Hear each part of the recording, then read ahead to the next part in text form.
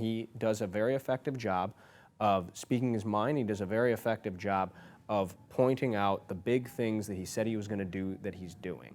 Yeah, And like that's building the wall and having Mexico pay for it, eliminating the national debt. Two words that I would not apply to Donald Trump would be candor and authenticity. And come on, Brian, you know this. The guy is a chronic con man. You can support the politics. You don't have to buy into all the bullshit. I mean, this is the thing about Donald Trump. We know who he is. Don't turn it into a virtue because Donald Trump, this whole notion that Donald Trump is authentic. Look, the man lies about everything and maybe goes, oh, okay, everybody's lying. But I'll tell you, we are in the midst, we haven't talked about this yet. I am pro-life. So I like the fact that the president is pro-life, but you know what? His policies on immigration, putting kids in cages is not pro-life. And the way he's handling the coronavirus is not pro-life. And this is where the lies catch up with you.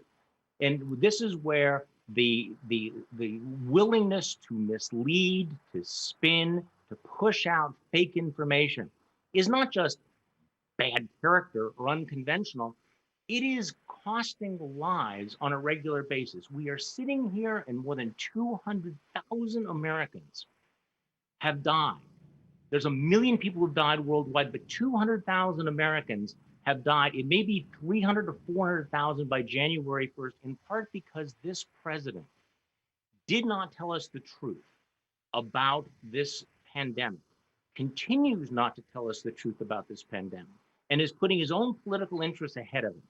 So, of all of the things I would say, look, Donald Trump has many strengths, but authenticity and candor are not among them. And we are paying this massive price.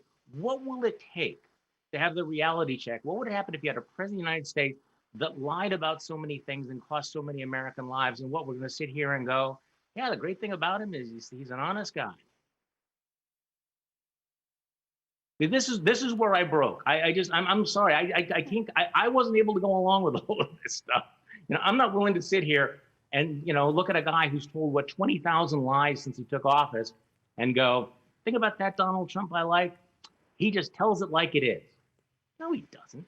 He tells it like what's in his interest, no matter who it hurts, no matter how much damage it does.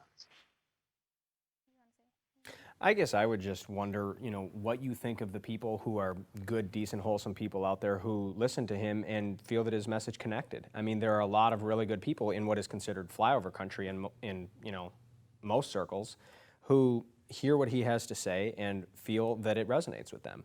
I mean, are they just fools in your mind? I mean, these are people who have genuine beliefs upon whom a future movement will need to continue to be built. And it's well, that's the crime. That's the immorality of it, that he's misleading people who trust him, because these are good people. And you mentioned before. I mean, I don't consider these people deplorable. I know these people. I'm a Wisconsinite. These are good and decent people. And I also know that this is where thought leadership comes into play. That these are people who would do the right thing, believe in truth, if in fact they are encouraged there. It's sort of like the two sides of every human being. We have so if we appeal to the better angels of their nature, these are going to be the salt of the earth. But if you plant these toxic ideas, if you tell them, these Mexicans are coming and they're coming to rape your women and take your jobs, or you know what, you suburban housewives, if you don't vote for me, you know what the Democrats are going to do? They're going to have Cory Booker come to your town. If people believe this, that's unfortunate. But ultimately, it's also poisonous. And that's why it's incumbent on us to say, okay, this isn't right. Brian, you want a conservative judge, that's fine. You want to pay less in taxes, that's okay. But at some point you go, hey, you know what? This kind of rhetoric is making America, it's turning Americans against one another. It's misleading people. In some cases, it's a matter of life and death. So, it's like, this is the part that I find the most disillusioning, is that I get the transactional Republicans who need to say this stuff to keep their jobs. I get that. What I don't get are the people who feel the need to provide cover for all the rest of it, including the fact, okay, so let's leave these good, decent people from Watoma out of it. Brian, do you believe do you believe what President Trump says on a regular basis? Do you think he's honest? Do you think that he's likely to tell you the truth? You know, I think that he says a lot of things that resonate with people for a real reason, and I I didn't disagree. ask that. I asked what you believe. Right. It And resonate with you? you know, I'm from a part of Wisconsin that didn't always feel like Mitt Romney necessarily reflected who I was, where I'm from, what my priorities are.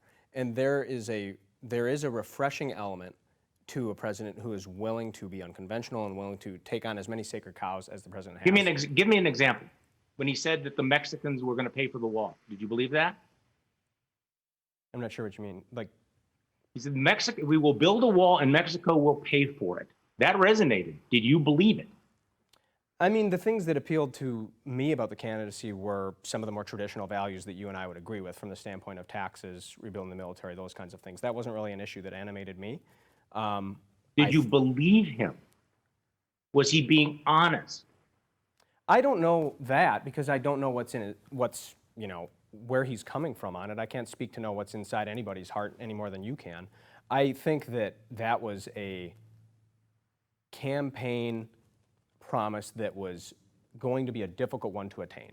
And that's not something that's new in our American politics.